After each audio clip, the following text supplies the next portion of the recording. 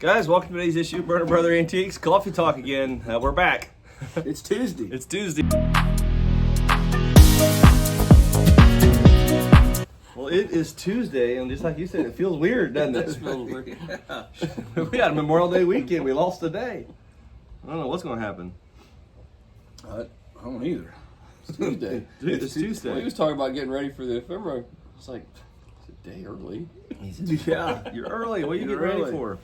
Well, hopefully you guys had a great Memorial Day weekend. We had a lot of fun. We hung out up here with a lot of the family Sunday or Monday. Monday. Oh, it's all day off. Today's not Monday. I know. Yesterday was Monday. That was yesterday. But yeah, it was interesting. We had a lot of fun. We had a lot of family up. We did burgers and just chilled. So yeah. Okay. Questions. I wanted to make sure on these coffee talks we can work through a lot of your guys' questions. So yesterday I had posted a video about one of the questions. I just did a whole video about how do you guys know how much to pay for something when you're buying a collection. But now what we've done is we backed up. We're looking at 5 days ago. This question right here was given to us. Hi, who keeps track of all the bookkeeping, accounting, a lot of numbers to keep track on, so many questions, employees, question mark. How do you deal with profits and the cousin and partner and question mark? Well, that's a pretty complicated question. There's a lot going into that. There's a lot of That's stuff like in that walking into question. the classroom and the teacher says, I have one question for the test in 6 parts. I know, right? Well, that's why I did a whole video on how do you guys buy a collection. I felt like I barely got any points across, and it was like 20 minutes yesterday. So a lot of these questions and a lot of the stuff we do is it's not just like a one sentence answer, but I'll give you just a basic rundown. We have multiple layers of accounting processes, and depending on which business we're referring to, it has different levels and different routes. So, as an example, the Heart of Ohio Antique Center, we have a full-time office manager that handles our daily operations, daily management of the books. We have a weekly accountant that actually comes into our facility and oversees and makes sure everything was entered proper and gets it ready for the tax preparation guy. Then we have an accounting firm that oversees him. That also so there's that third layer, and they take care of all of the filing and crickets are going today. Yeah. And so the Heart of Ohio Antique Center, if you think about it, that's 3 layers of accounting on that side. With the auction business, my wife does all of our bookkeeping, and then we also have an accountant over top of us that does all of our filing and oversees our weekly entries. We actually hire the payroll companies to handle all of our payroll. We have right at 50 employees. That was one of the questions, how many employees. We have almost 50. It kind of goes up and down. A lot of people retire or go off to school or change career paths, especially at the Heart of Ohio. And then with our Burner Brother Antiques, it's the same. In the summer help, we influx 3, 4, 5 employees in the summer.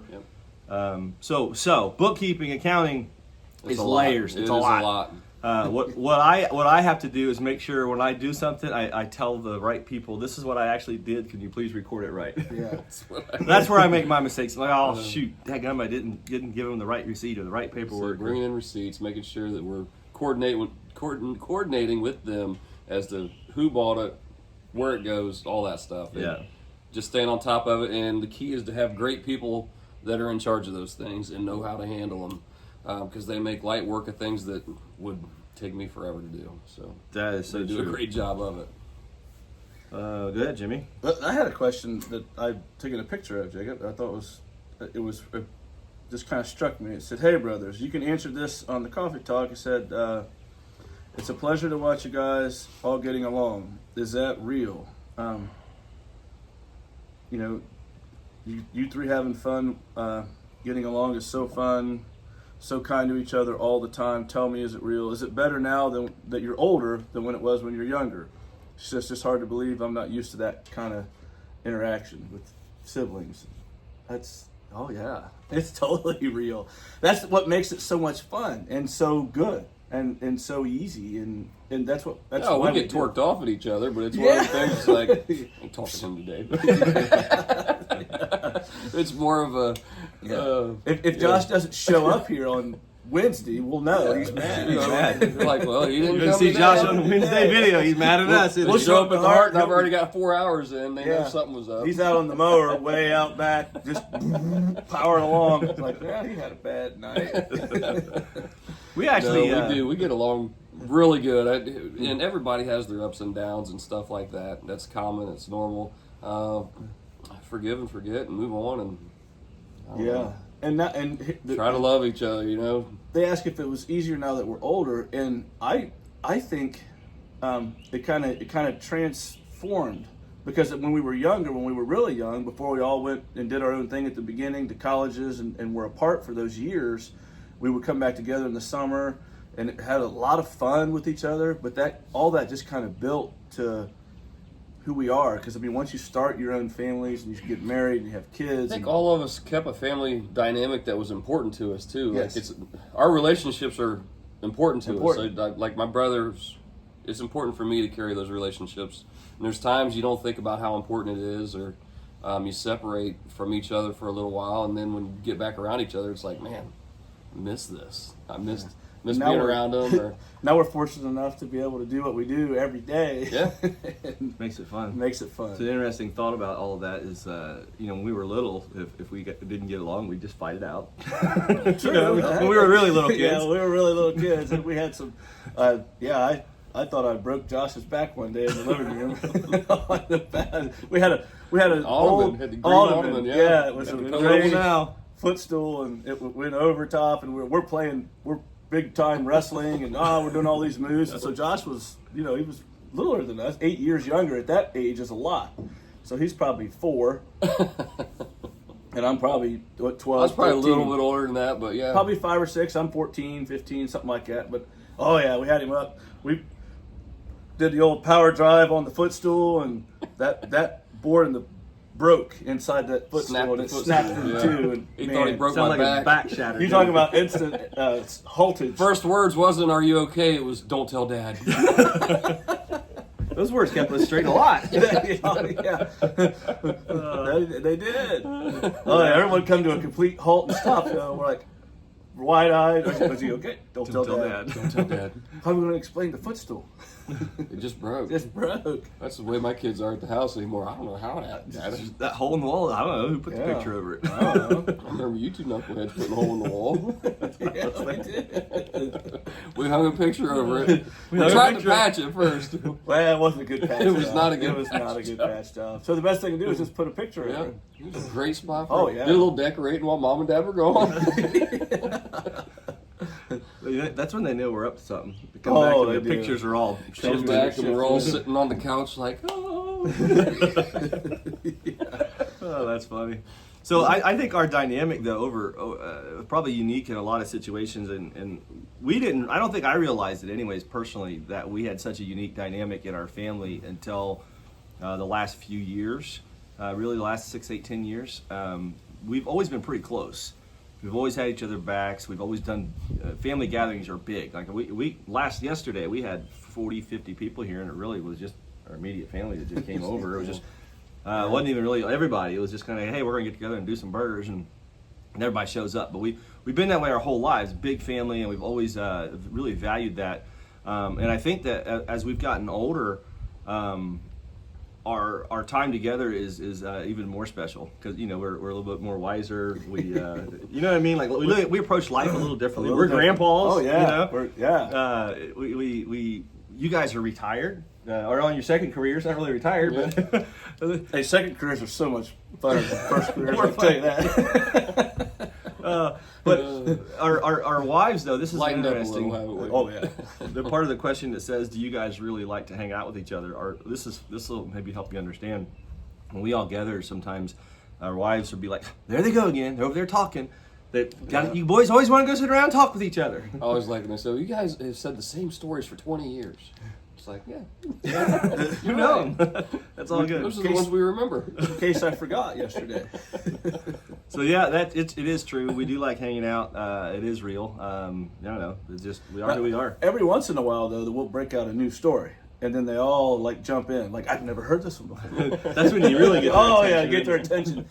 We save a few for the old. A couple in the I've back never heard pocket. this one before. Wait, yeah, a couple in your back pocket. Ones you don't want Dad might not still hear yet. Like when we tied the canoe on top of Lincoln when we were going Rip the fishing. door off. We about ripped the door off. We tied the rope to the handle. Dad had a 2-door stretch Lincoln that we put a John boat on top of it while he was at work and we were going fishing. And in order to tie it down, we put rope across it and tied the ropes to the handles of the car. And then we didn't secure them real well, but that rope come down off the car and was dragging on the road, and the rear tire ran over the rope. And it jerked that door down. Almost jerked it off the hinges. Well, didn't it? they were made so well that the hinge never came off, but the door came down. The hinge came down. The handle didn't come the off. handle didn't But come the off. handle didn't come handle off. didn't come off. It was the door So we could hinges only. So we got out and opened it up and went and looked, and when we went to get back in, the door wouldn't open. It's off by an inch. It was off, yeah. So it wouldn't open from the outside. So I remember, like, for the next month, every time we get ready to go somewhere, one of us would run to the passenger or to the driver's door and open it up for Dad. Oh, here, we get the door, because we'd have to lift up on it to open it. Does he know about that yet?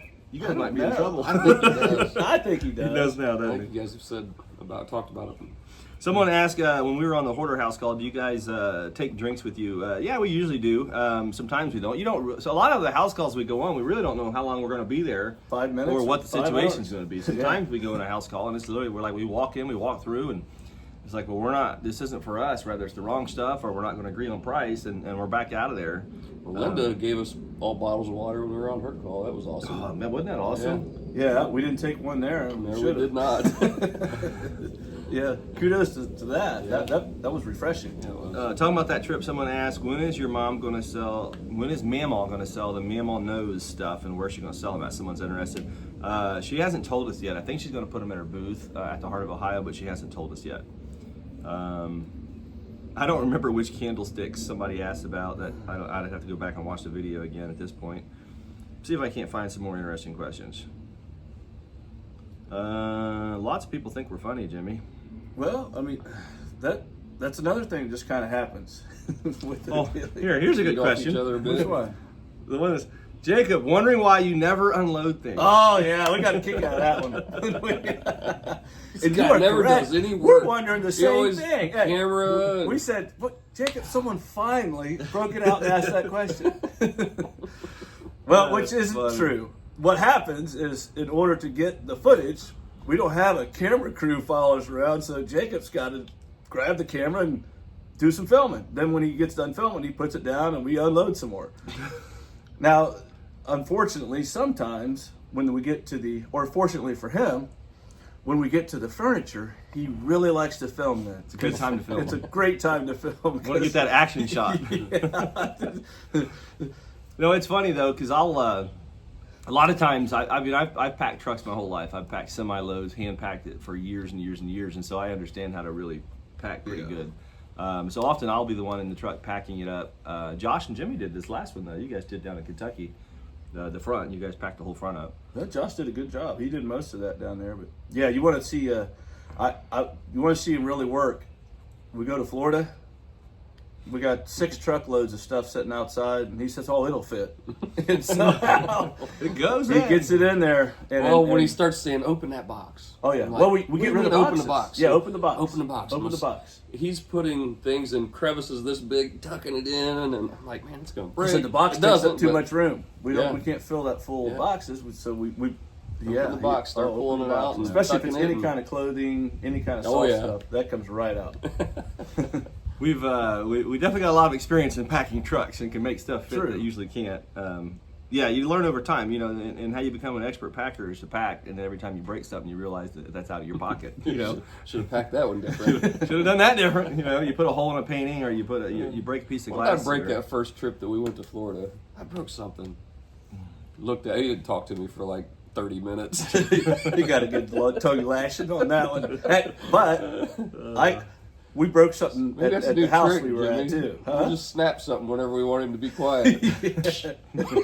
Oops. Sorry. We we were packing them cookie jars. Yeah. Yep. Oh, We were packing those cookie jars, and I wrapped it up and I handed it to him. But and there is a way to hand people stuff too. You don't hand it to him upside down, I guess, because he grabbed it, set it down, and the smokestacks that were sticking out went broke right off. He looked at me. We both heard it, and we were like, "Oh, we got to look." So we unwrapped it and looked, and we broke the smokestacks, and then I got It happens. handed upside down, right? And I was like, "Yeah, Hold I on, did. hold on, hold That was on. my Yeah. bad." In the bedroom, you told me he was rapping. Oh, yeah, that's a good one. Yeah. Yeah, in the bedroom. Now That- they're he giving me didn't- a hard time. He didn't think I seen it, but he's wrapping this glass.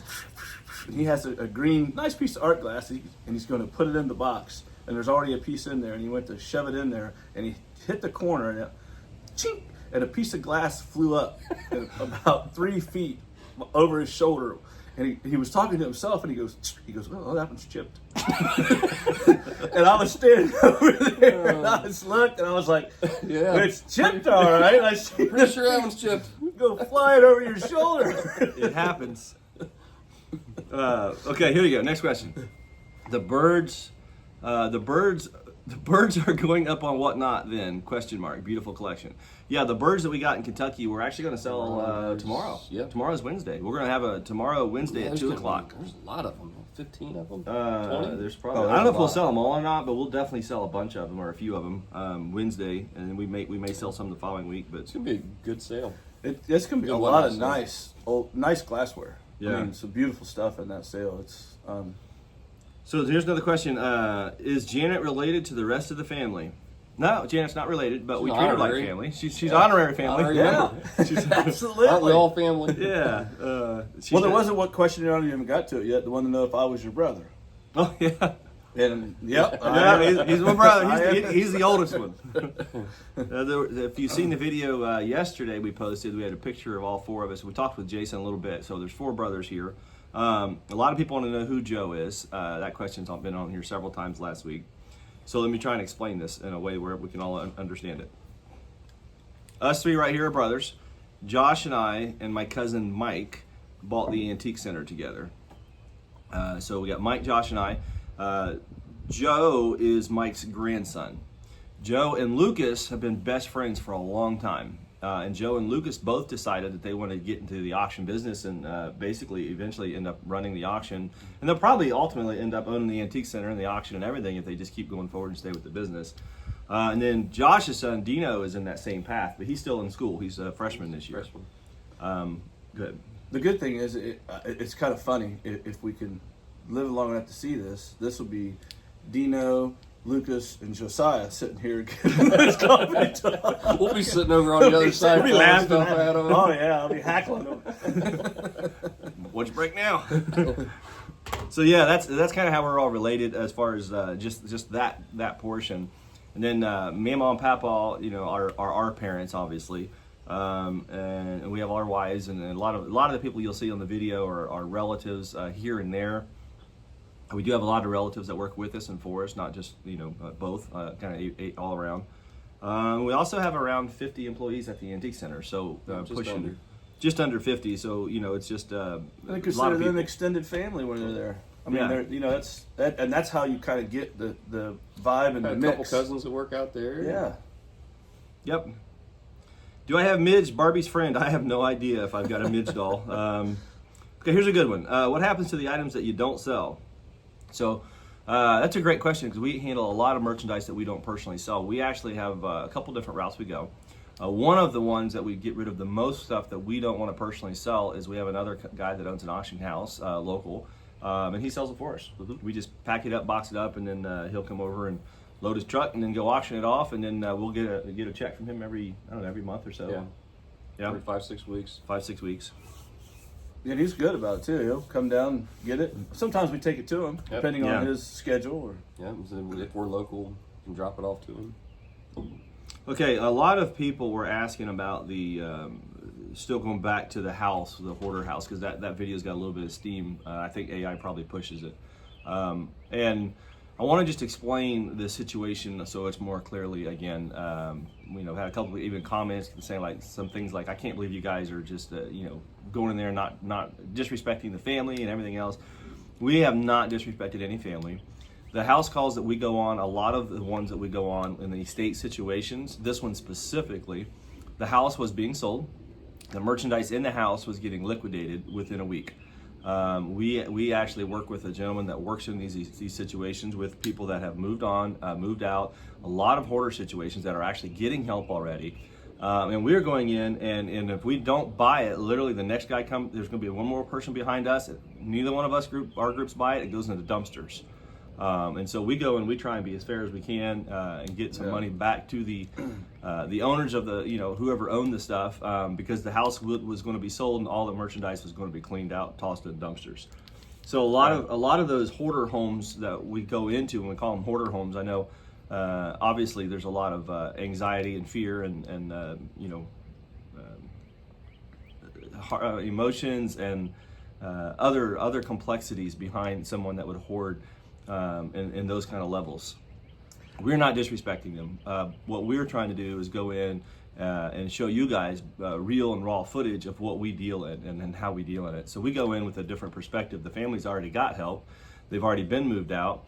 Someone's already stepped in. A lot of times they've already taken the things they wanted, like they did, extended even family. There. I'm in Already. situations where it's maybe an extended family member has passed on or moved to a different home or something like that, and really, we're kind of they're so looking forward to us coming in and handling it. Yeah, we're their outlet when we get there. Yeah, otherwise not they necessarily have us as much as who calls us. Right. They're the outlet, and they bring us in, and we're able to help in some situations. There's been quite a few, really, over the past couple years that, man, they're really thankful to have us come in and be able to guide them how to get rid of stuff or what we can buy, or sometimes just telling them, man, you just got to clean it out. Yeah, and that's there's been situations kind of having that where there push was for nothing people how to do it that we could resell in them. Yeah. But it's not. There's no disrespect there, and we're just being transparent on what the kind of situations we get into. And you guys got to remember, we are resellers. We are not social workers, even though we do. I feel like a lot of times we are social workers. We're not professionally licensed social workers. We are actually resellers. And when we go into a home like that, we're looking at it through the lens of reselling. Because the other stuff's already been done. There's already been social work. There's already been help. There's already been family step in. We're coming in on a situation most of the time where all of that is done already. And speaking on that, Jacob, we've had a couple of them, and with the one we had, it was clear last year. I still contacted the young lady that let us in that place, and the gentleman that was moving into the assisted living. I got a hold of her about 3 weeks ago, just to see, because I wanted to know how he was doing, just to follow up with her, and she was so thankful, and she let me know that he's doing okay in that assisted living that they had put him in. Now, obviously, she didn't tell me exactly where he was. I didn't want to know, but I just wanted to know he was doing okay. I mean, we follow up on some of those things too, because it touches our hearts. I mean, you a lot feel of times for people. in a lot of these situations, especially local, we know the people. Yeah, and you know them. There might be people that they're reaching out to you because they know you or have dealt with you. Right. But yeah, they tell us the situation sometimes when we go in, and yeah, it's heart-wrenching for sometimes to hear what people go through, but they're looking for us for answers. Yeah. And something I try not to ever do is film something that would be put a bad light on a specific person. Right. I might show the footage of the house. I mean, the dust collection in the basement was kind of an interesting thing. First time I've ever seen something like that. Right. But we had no video where somebody can get embarrassed or their names out there or anything like that. That's not what we're about.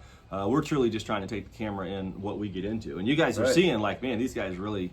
Like this business, you get into a lot of different situations, and the ones that we've shown you over the past few months, like we've been doing this for 30 years. Like these are normal for us.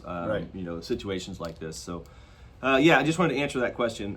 No disrespect at all. Total opposite. We're trying to just bring light. When we're going in there. Whatnot.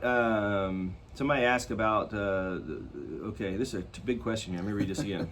What is your auction site? Okay.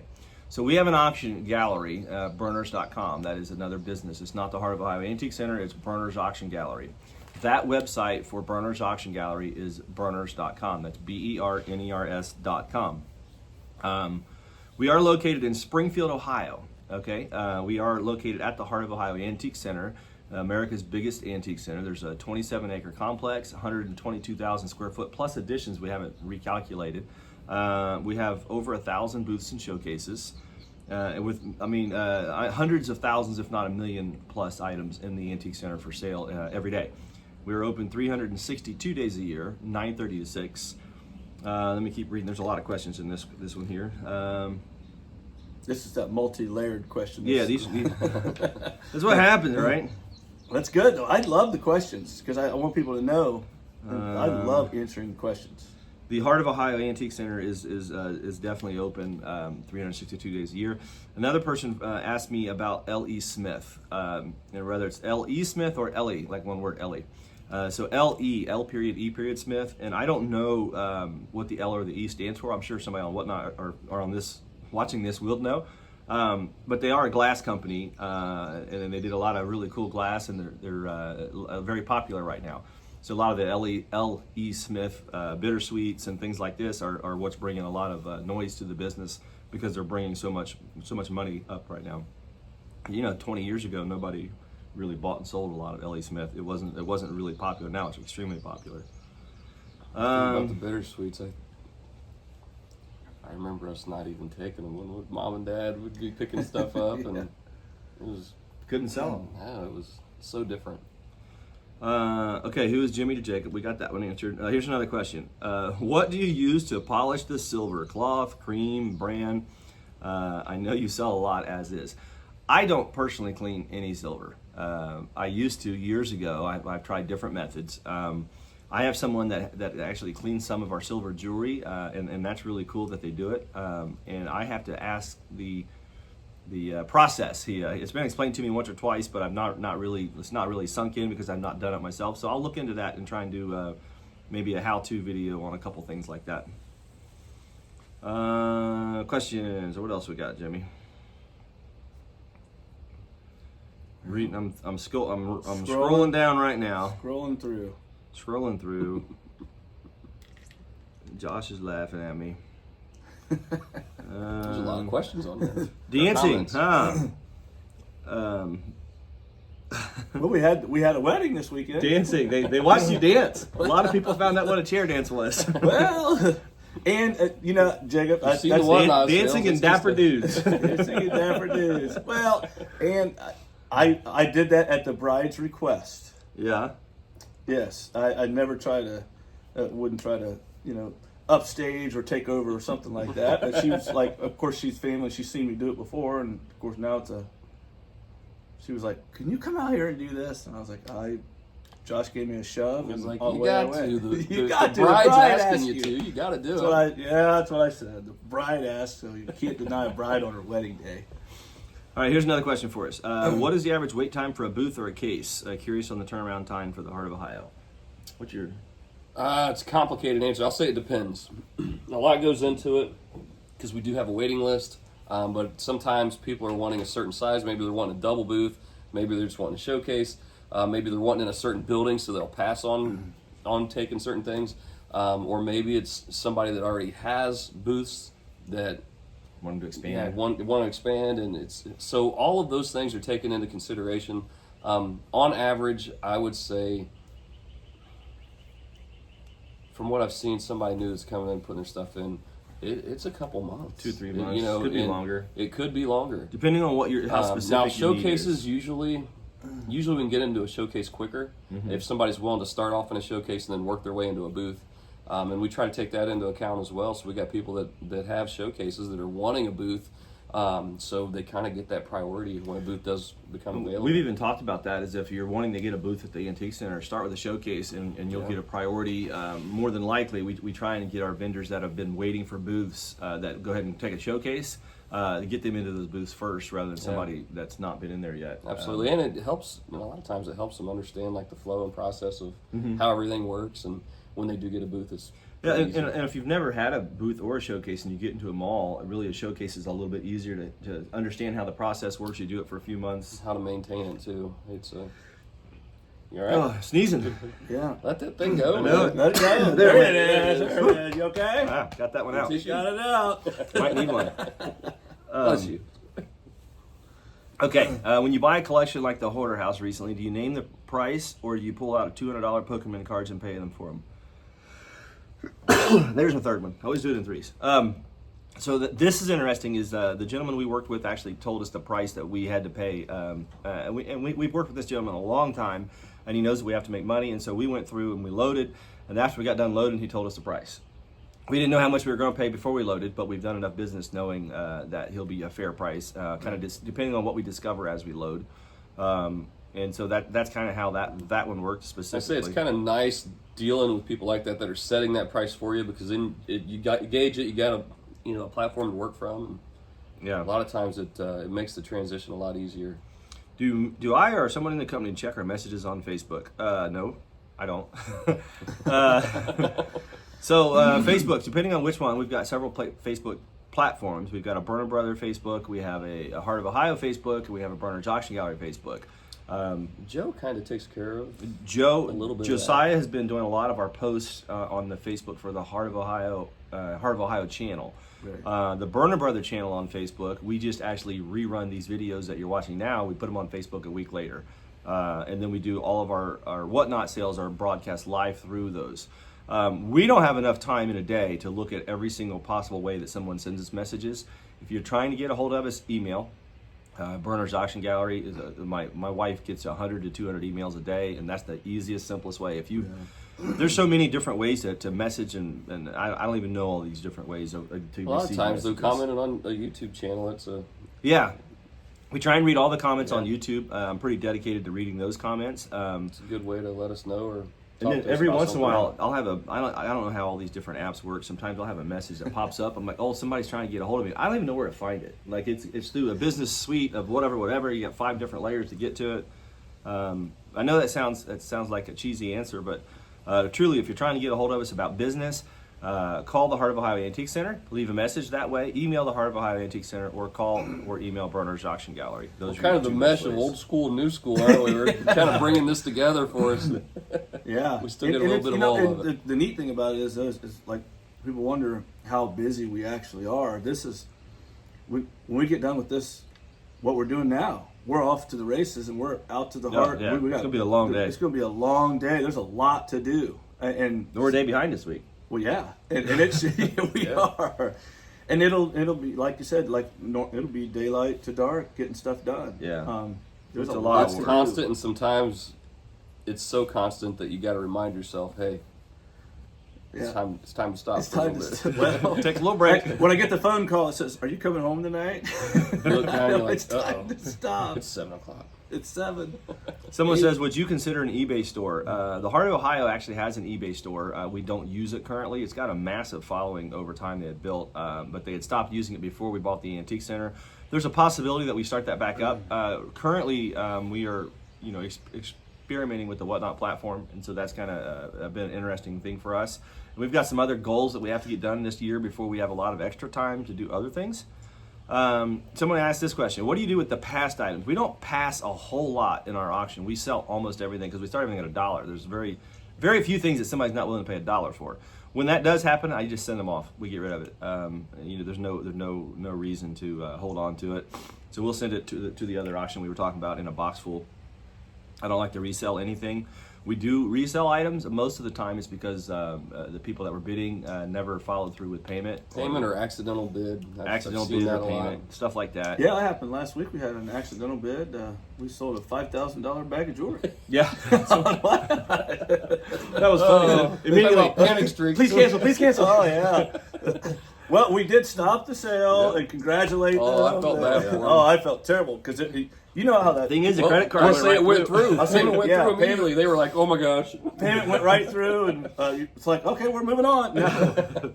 But the cool thing is, and for anyone that's out there that does that, and you have something like that happen, we're not going to let that happen. No, just get a hold of us. We ended up giving that bag away. We gave that bag. We gave a $5,000 bag away. We said we're giving away a $5,000 bag of jewelry. Someone asked this question. Respectfully, do you guys authenticate your pieces? For example, Murano and Fenton.